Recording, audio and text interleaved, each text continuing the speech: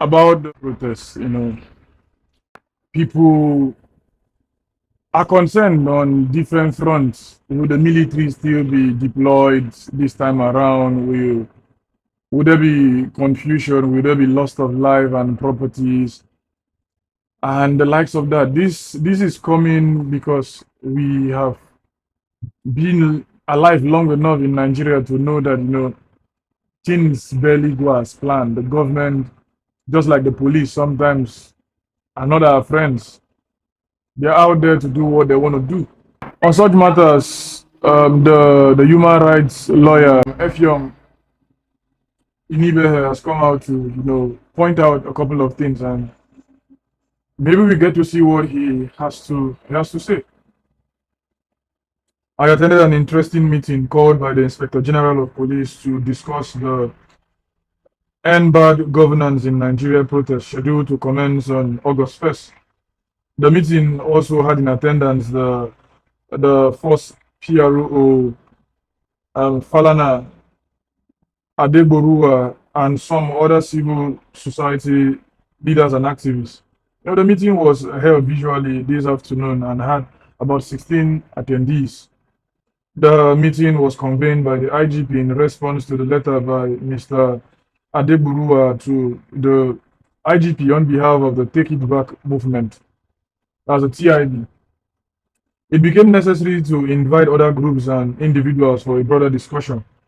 When I was invited to speak, I asked the IGP specifically if he was aware of the trending video in circulation showing some thugs in Lagos threatening to unleash violence on protesters and warning people not to join the protest. I also asked him if he will direct the Lagos State Commissioner of Police to arrest the said thugs to serve as a deterrent to those who are planning to cause unrest. The IGP, sadly, did not address this particular question, despite that he was reminded of my question by other participants. The IGP also advised, or should I say, took the position that the protest should be confined to specific locations. This made me to ask the IGP directly if the police will disrupt any protest that is held outside the locations that have been communicated to him, given his advice that protesters should not embark on marches or rallies, but should be restricted to identified venues. The IGP responded to me that there is no plan to disrupt rallies on the road or any protests held outside the designated venues. However, she further indicated that the police cannot guarantee the security of protesters who are not confined to the locations that have been communicated to him or CPs in various states. My final contribution was to remind the IGP to be mindful of the fact that there have been IGPs before him and that he should be thinking about legacy and his place in history, and that if this protest is peaceful, history will remember him for his role, but that if anyone is killed by the police, it will also be recorded for him as his legacy. My deductions are as follows. These are the deductions of the lawyer, Effiong. The IGP assured that security will be provided to protesters who are gathered at the venues that have been communicated to the IGP and the CPs.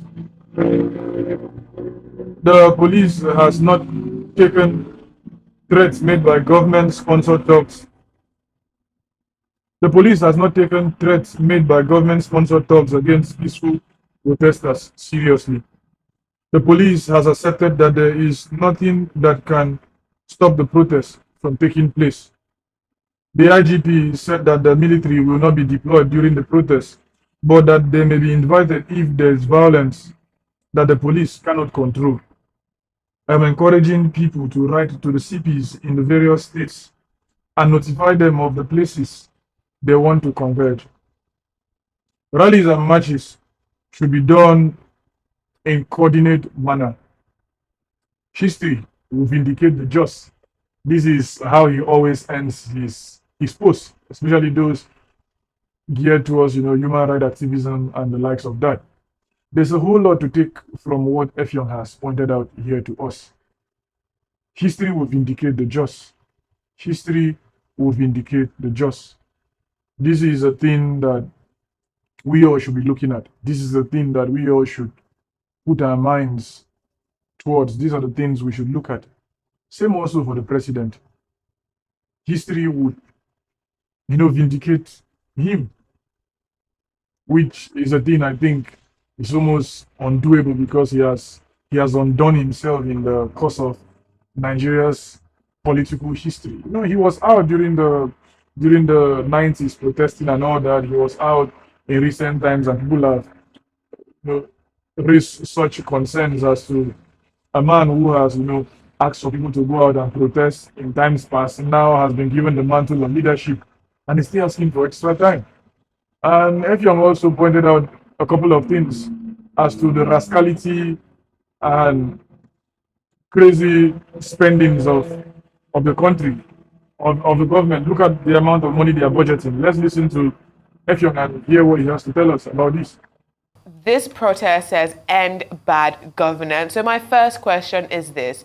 Do you believe that President Bola Tinubu is governing Nigeria badly? Well, I don't know if you actually want me to respond or it is just a rhetorical question. Oh, I want you to respond. Because Tinubu himself knows that he's governing the country badly, in fact, terribly. I will not be surprised if you conduct a census in the president's family, 90% will agree that he had misgoverned the country.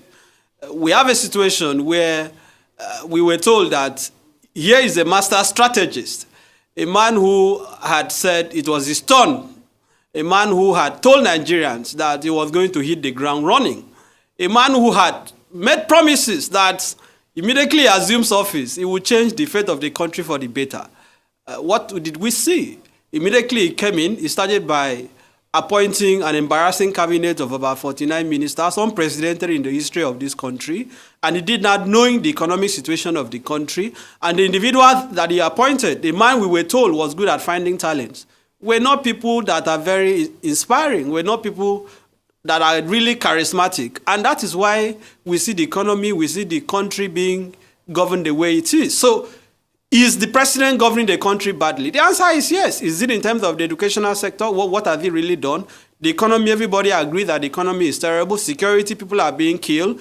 Institutional reforms, I haven't seen any indication that this president has interest in reforming our institutions, save for certain symbolic measures like local government reform and so on that we have seen. Other than that, I don't really see anything that we can credit this president for in the last 1 year.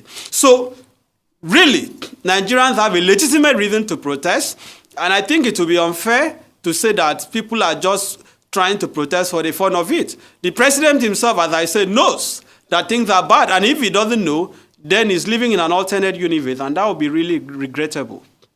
Do you trust that the law enforcement agencies in being able to maintain public order while respecting the rights of Nigerian citizens to protest? I think I should even say that I'm surprised that this one has said that 6 billion is being budgeted to manage the protests. It shows that the government, this country has money, really.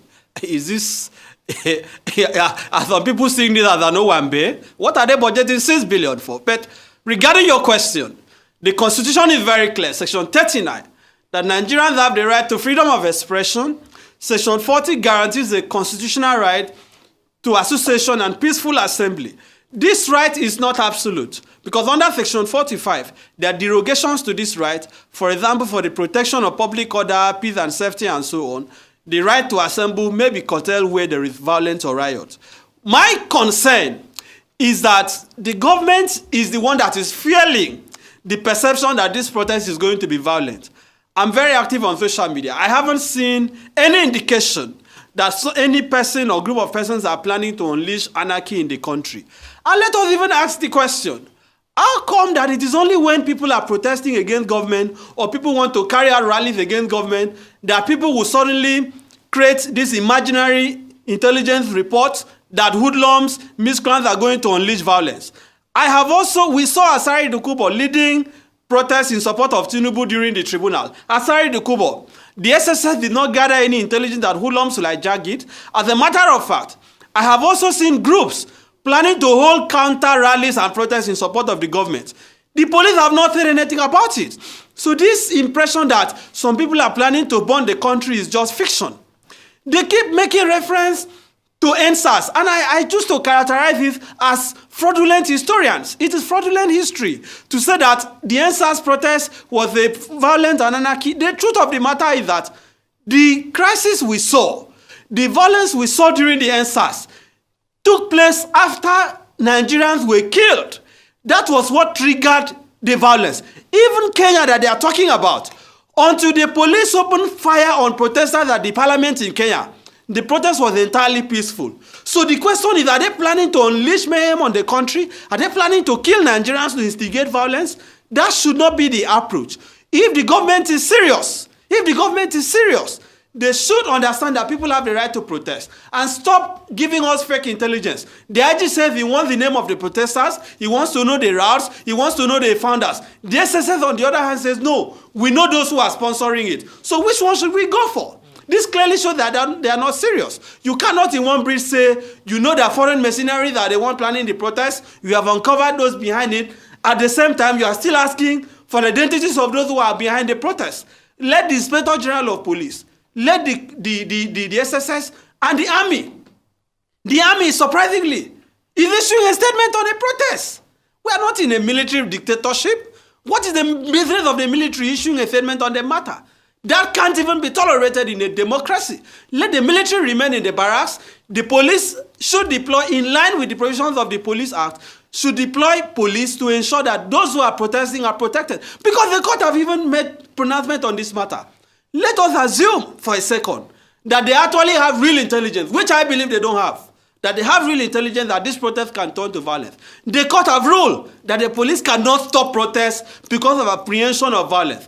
That the proper way to approach it is to ensure that those who are planning the violence are protected and the protesters are also protected. So let them stop creating this apprehension, this nightmare that the country is going to burn. Nobody is planning to burn the country. People are tired, people are hungry, people are desperate for solutions. The government is not providing solutions. And why does the president have to wait till the 1st of August? He can start this moment. Start this moment to effect the changes that people are asking for. Reduce the number of ministers, right? Cut the cost of governance.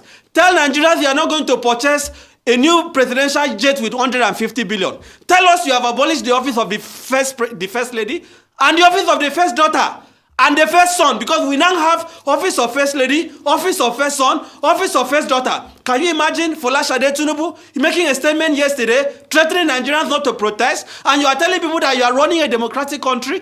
Begin to show us that you are serious. Send a bill to the National Assembly before the 1st of August.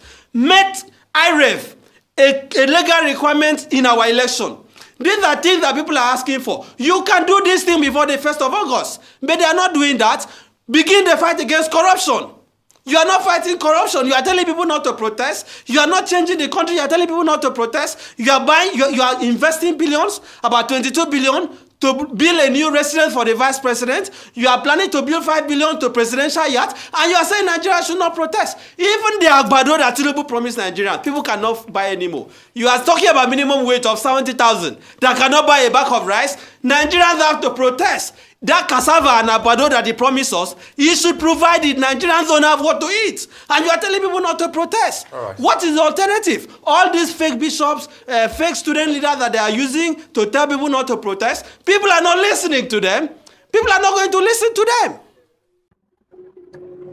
It remains a thing of concern to see that we live in a democratic society, or we claim to live in a democratic society, and yet we don't want to follow the tenets of democracy and the likes of that. We should be ashamed of ourselves on many fronts. We should be angry with ourselves. We should be sad for the many times we've failed ourselves, for the many times we've not live up to expectations as Nigerians, be you a politician or be you a father and the likes of that. Because indeed, the trouble with Nigeria is simply and squarely a failure of leadership. Nothing else. Every other thing can be looked at in passing, but we failed ourselves on many fronts. We have been deceived, and we've allowed ourselves to be deceived. We have failed ourselves greatly. It's time to redeem ourselves. It's time to pick up the reins of our constitutional rights to get to get to get to say what we have to say. What we need now are detribalized Nigerians who know the place of tribe, but at the same time know that for the country to get to succeed, tribe or the tribe has to give way at certain times, still in relation to what the country ordinarily should become. This is my take on this matter. Be you a CP, be you the IGP, be you a military officer, be you a police officer, know that this protest is not just for a particular sect of people, as has been promulgated by the likes of Bayo Ononuga and the likes of, Reno Mokri, people I don't think we should be listening to. Bayo has lost his credibility. It looks as though it's a thing that happens to Nigerians, as well as Nigerian journalists and the likes of that, freedom fighters and all that. At a particular point in time, you get to see them fizzle out, you get to see them burn out and become what they used to hate. It's a sad reality. It's a thing that shouldn't be in the first place. But here we are at the brink of collapse, at the brink of breaking down, at the brink of losing ourselves and our minds and our hearts and our sinews. What we have to do is what we have to do, and what we have to do is to tell these people that power indeed belongs to the people. We cannot be spending stupendiously and with such level of extravagance and want to tell the people to keep quiet. It's like you're beating the child and you're telling the child not to cry. How dare you do that? How can you even do that in the first place? What gives you that level of courage? What gives you that level of confidence? You are beating people. People are dying every day. Nigeria would happen to you either ways. You can be sitting in your house. It happens to you. You can be protesting and it happens to you. Just like they say, if we talk, we die. If we don't talk, we die. So let's talk and die. Why would you want to be quiet?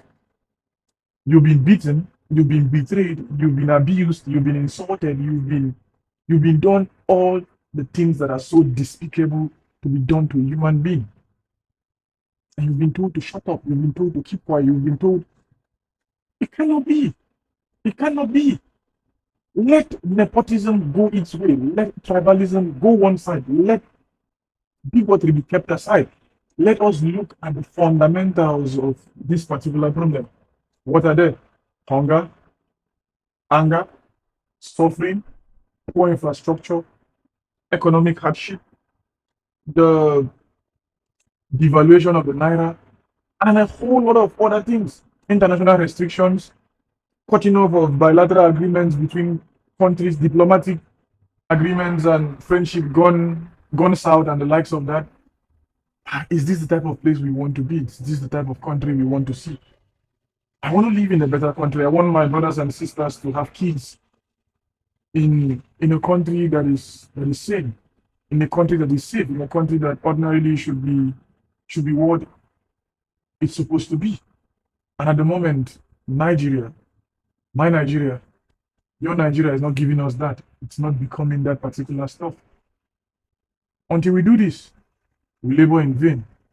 Until we do this, we will continue to languish and to perish. Our educational system will continue to go down, down, down, down until it crumbles. If it has not crumbled already, our security agencies will continue to live in denial of what ordinarily they were supposed to do. Our health sector will continue to kill people than save people, as it is doing already in our time, and the likes of that.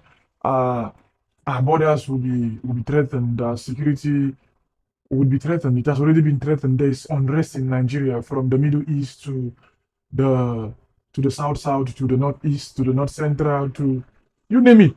Nigeria is being threatened. Nigeria is sitting on a time bomb.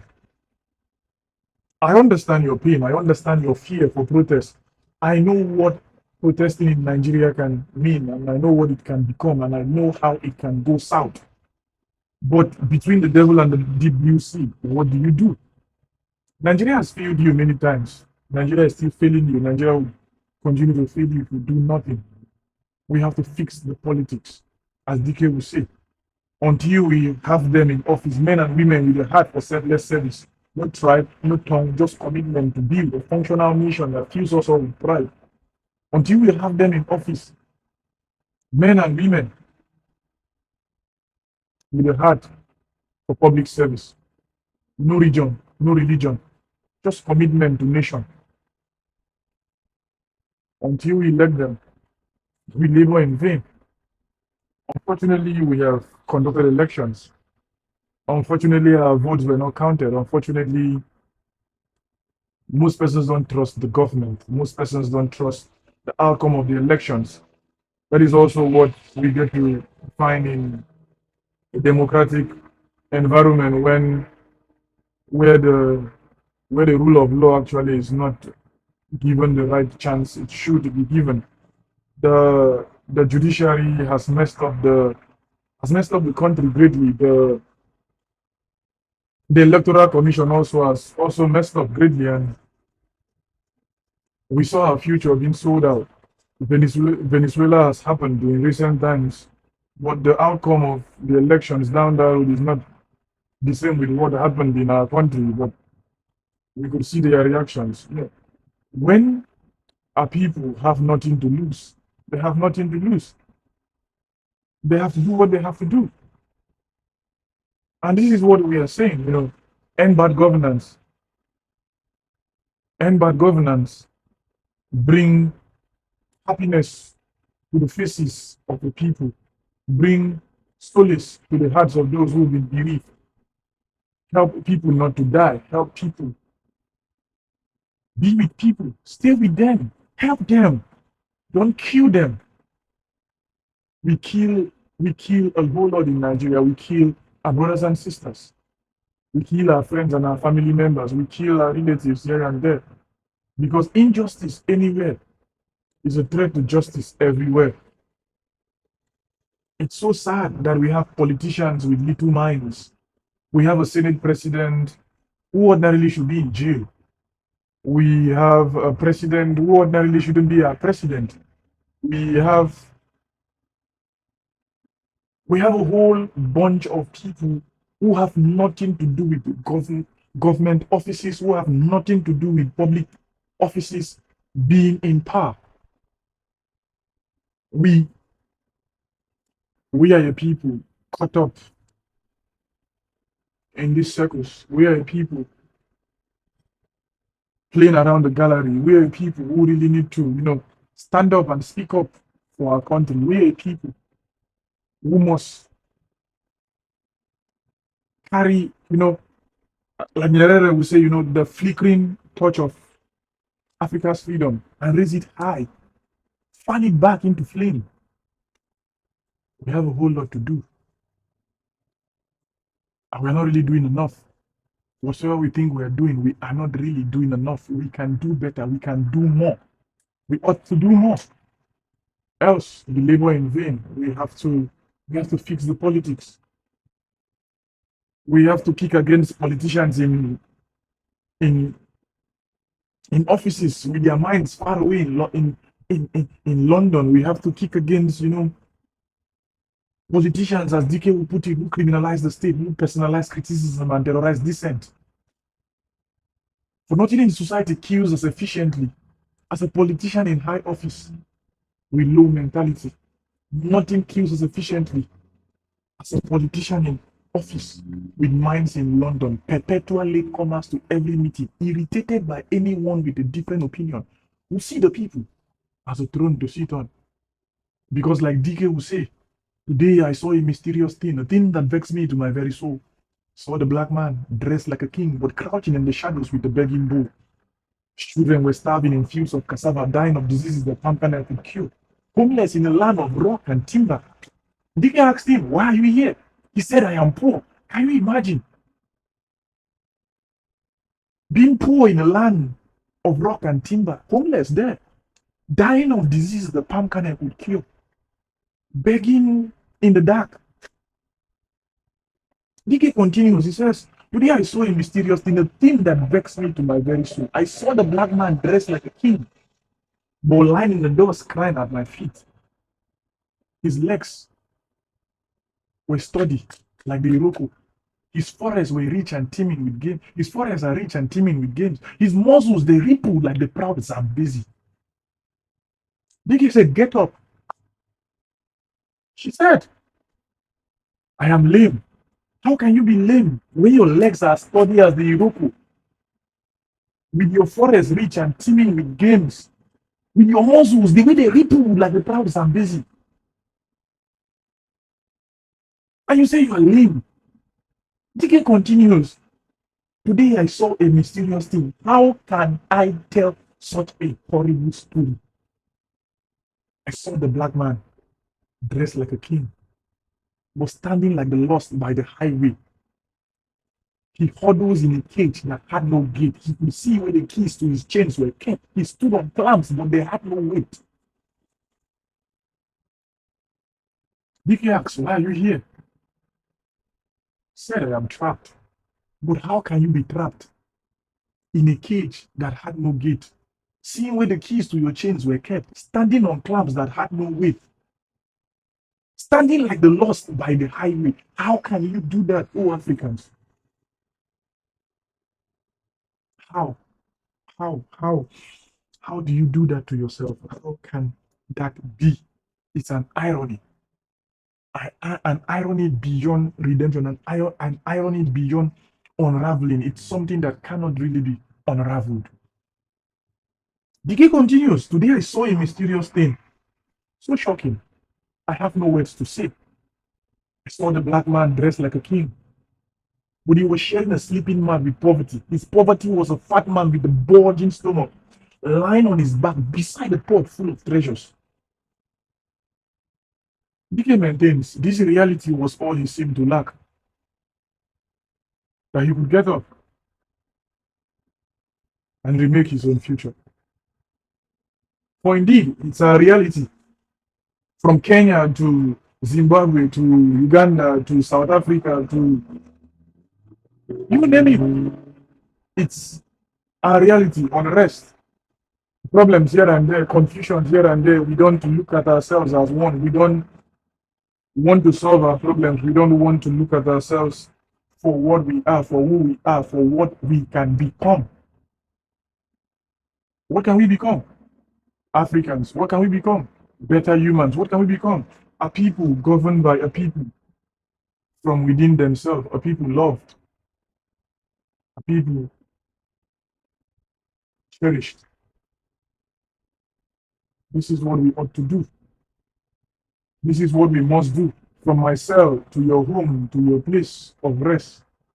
From my little cell over here to your house, to your office, to your place of work.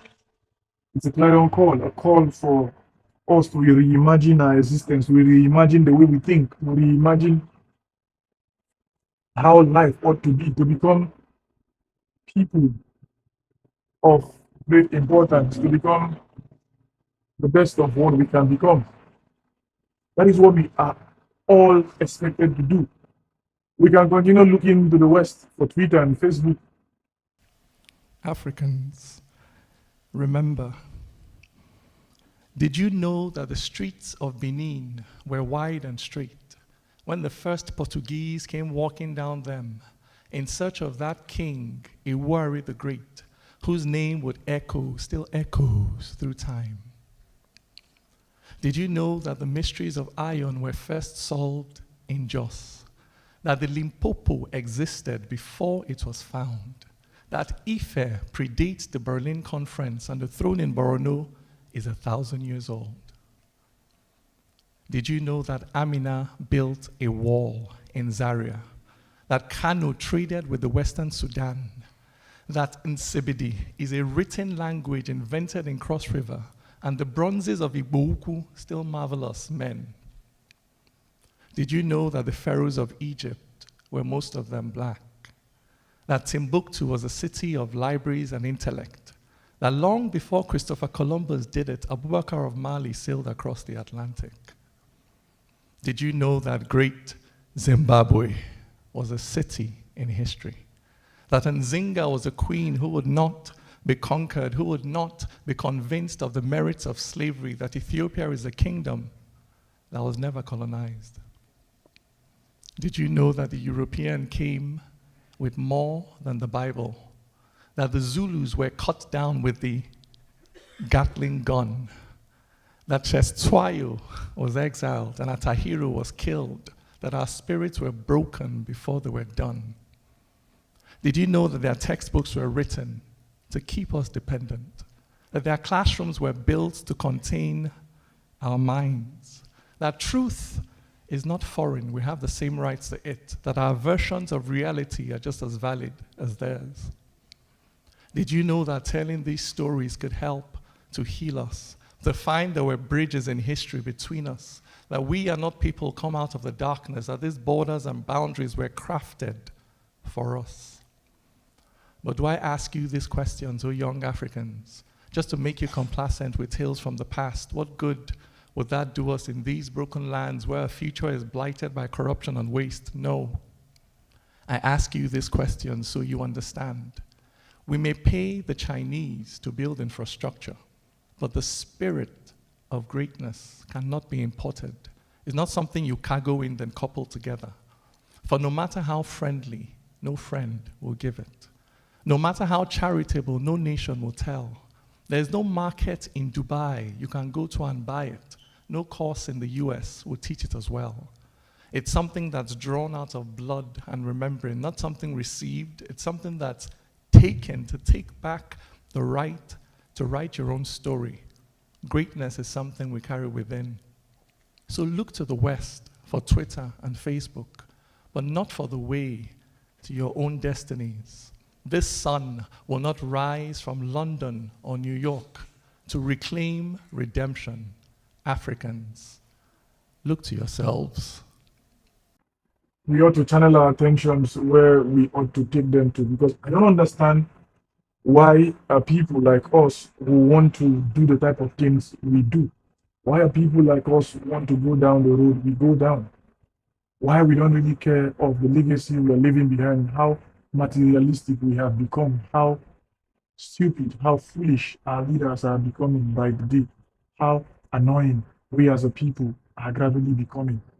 Because it doesn't make sense that your brother and my sister, your auntie and my uncle, your father and my mother, are relatives who die the way they die, as though they are not humans, as though they are subhumans, making even the stupid and lame argument of we asking ourselves, shouldn't we be recolonized or further colonized to make it possible for us to really be humans?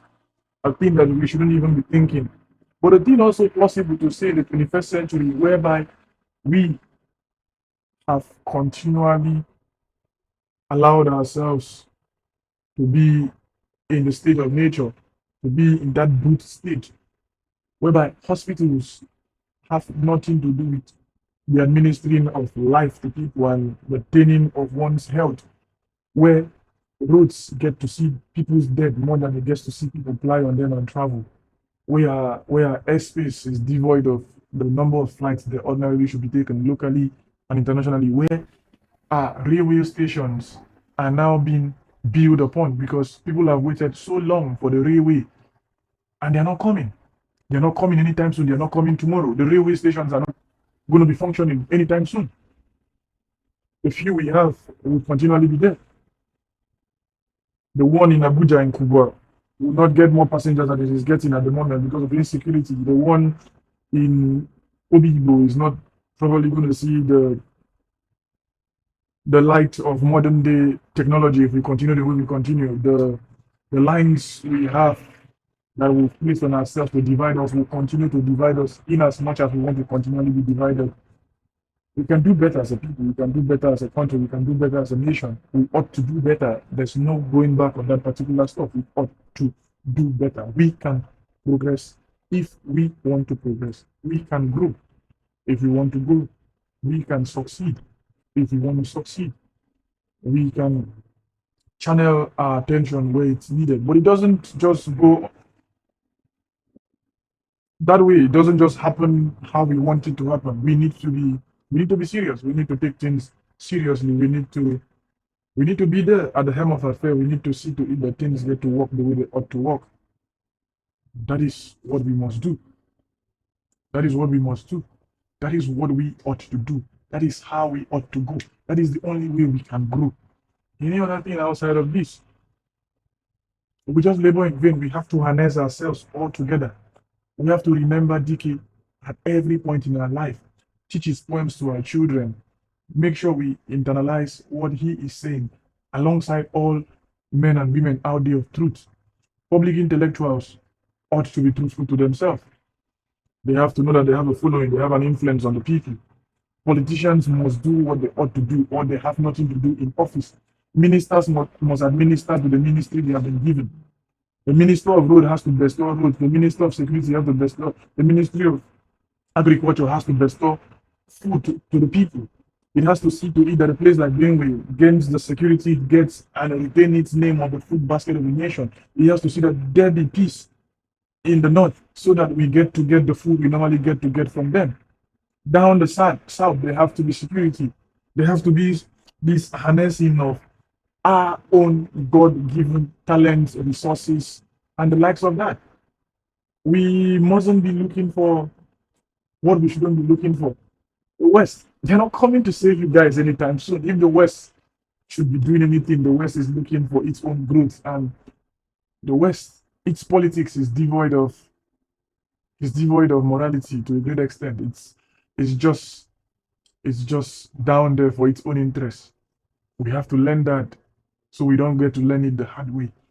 We have to see to it that progress is a thing we get to do for ourselves. Nobody is coming to do that for us. Nobody. We must grow on our own terms. Grow in peace, grow in unity, grow in love, grow in kindness, grow in empathy, grow in truth. Knowing fully well the next man dying is my brother. The next man growing is my sister. It reminds me of the poem by the Nigerian poet Tilokwa Shonuga, Icarus. Icarus got burned, got killed, and passerbys just looked on as he becomes meat, as he gets roasted, and we look the other side until it happens to us. I will always say this. My grandfather died when doctors were on strike in Nigeria. My grandfather died when doctors were on strike in Nigeria. There's nothing you have to tell me again. My own father died because the hospitals said they could do nothing else to keep him alive when they hadn't even done enough to try to understand his situation. And many persons get to die that way, Many persons get to die that way. And what do? They pray more than they actually do the things they get to do. More persons die outside the country in the political class than they die within the country. Ojukwu didn't die in Nigeria. Yaradua didn't die in Nigeria. The recent one being the death of, Senator Uba from Anambra. He didn't die in Nigeria. A whole lot of persons don't die in Nigeria. Those who didn't die in Nigeria. The list goes on. The list goes on and on and on. Our brother who is currently serving prison term in the UK, Senator Ike Ekweremadu, is currently in prison because he tried seeking remedy for his child in a strange land, and the laws of the land caught up with him. He did what almost every father would do in such situations, but how he went about it is a debate for ethicists and moralists to get to tell us what ought to be done and what ought not to have happened in the long run. But it goes a long way to say that if infrastructures were in place down here, if infrastructures were made available for Nigerians in Nigeria, most persons who are abroad will not be abroad. Loneliness, the fear of the unknown, all that happens in between these things would not be the case if we actually see to it that our institutions get to function. It's not too late to start afresh. It's not too late to see to it that, we get to see our country get to work. The Igbos will get to say it's when somebody wakes up, that's when his morning begins. We are late already, but maybe we're just waking up. Maybe we're just trying to rise up now. Maybe we're just looking at things how they ought to be. Maybe it is our own morning. Maybe it's our own idea of our faith. I don't really believe in faith. I see things as a culmination of different events in life that gets to bring about whatever comes to be, from a chaotic world and the chaos in our world and the likes of that.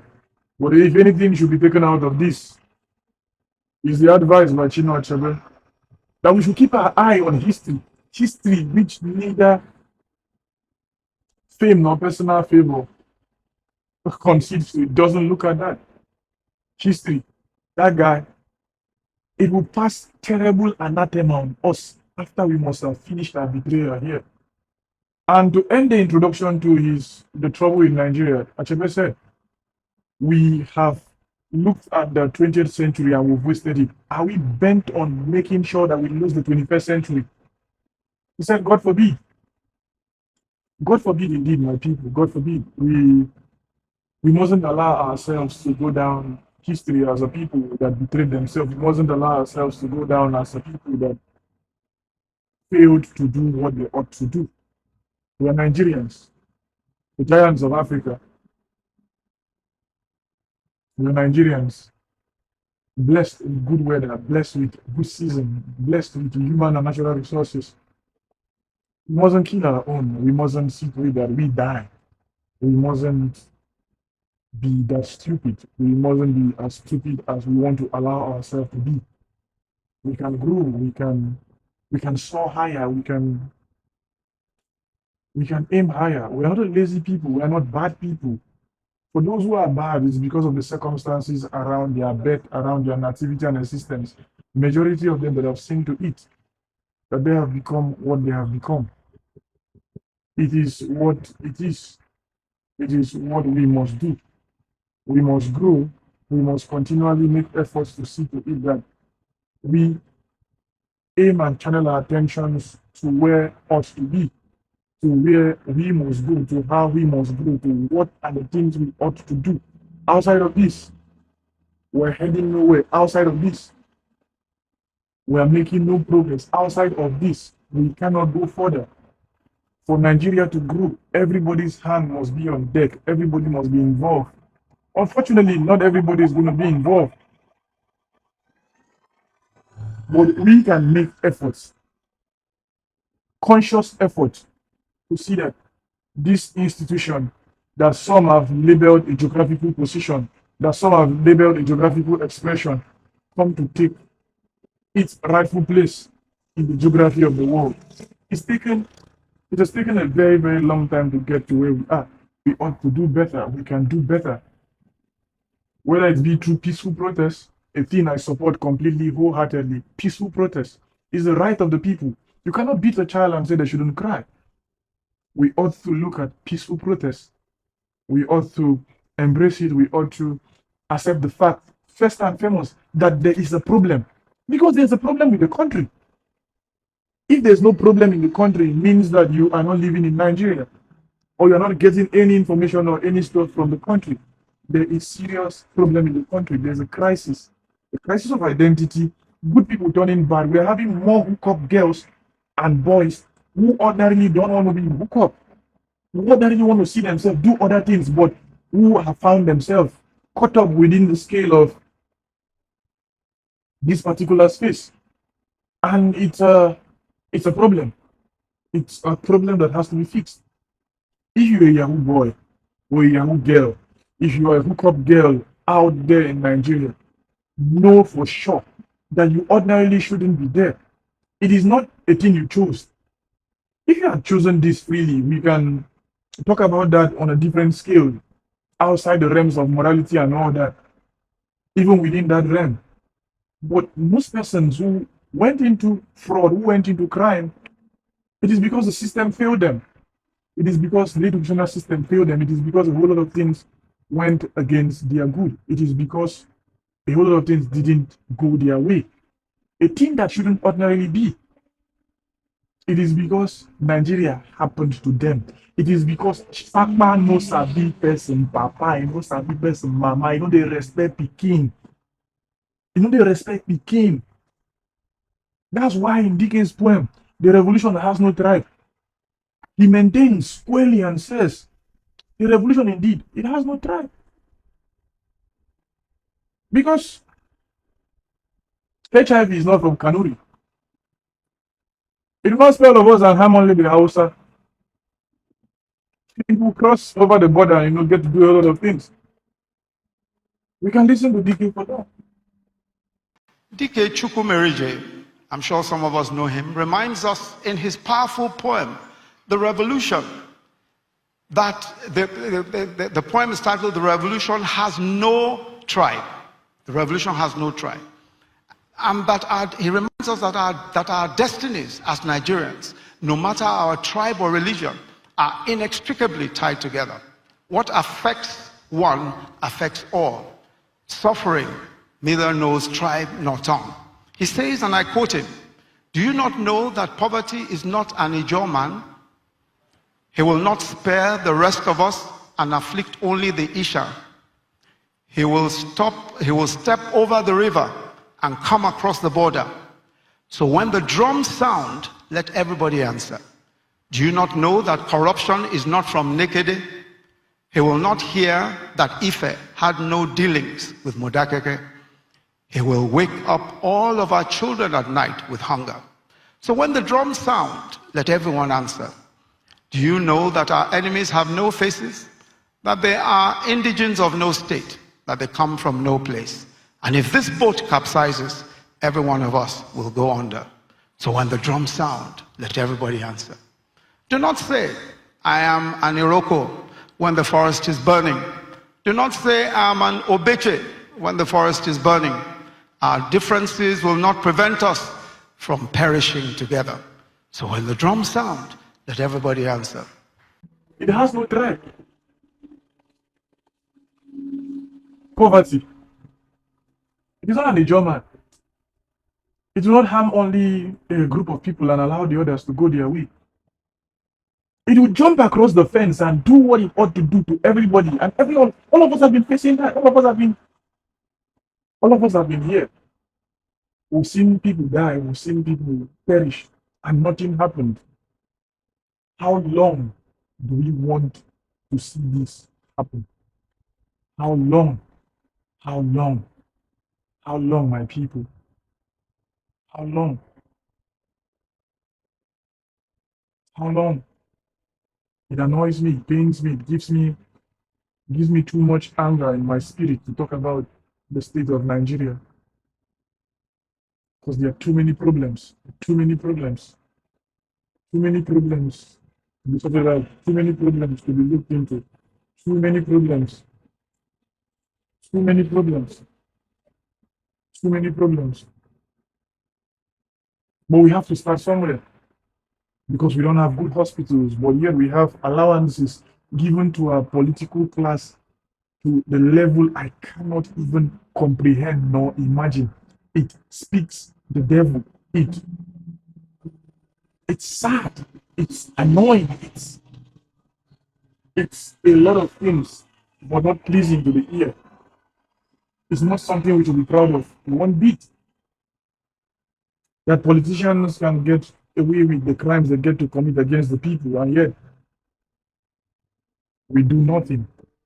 We sit and watch them. We watch them do what they do, and we do almost nothing.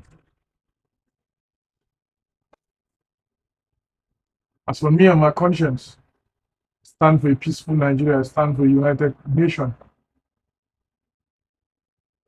I stand for peace. I stand for progress. That's all I know how to do. That is all I want to do. I don't know about you. But we are all Nigerians. We are all brothers and sisters. And beyond all of these shenanigans we get to do about the tribe and all that, no culture. No culture. No culture is older indeed than being human. Until we accept this, nothing happens to us. GK talks about all of this, and it's so sad that a man so young, even younger when he wrote out these things, could see deep into the future and still speaks truth with simplicity and with respect and humility. It's left for us to study his works. It's left for us to look at people like Dele Farotimi. It's left for us to look up to people like Peter Obi and see the true taste of what governance ordinarily ought to be. It's left for us, my people, because indeed, it matters what we think, it matters who we are, it matters how we get to see life. For you cannot be on the side of your oppressor. But I understand it has its own psychological dissonance and all of that, and I understand how sometimes we get so used to pain, so much so that we forget ourselves in the process. I understand all of this, but I beg you, sit down, have a rethink, and ask yourself, which country do you want to see your children grow? Which country do you want to see your family excel? Which country do you want to find yourself in, and how do you want to see your family and your children? Which country do you want to live in? I want my brothers and sisters to have kids in a country that is safe, that is sound, that respects the people. That is what I want. I don't know about you.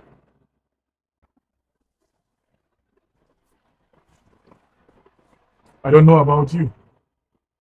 As for me and my family, I want peace. Peace, my people, peace.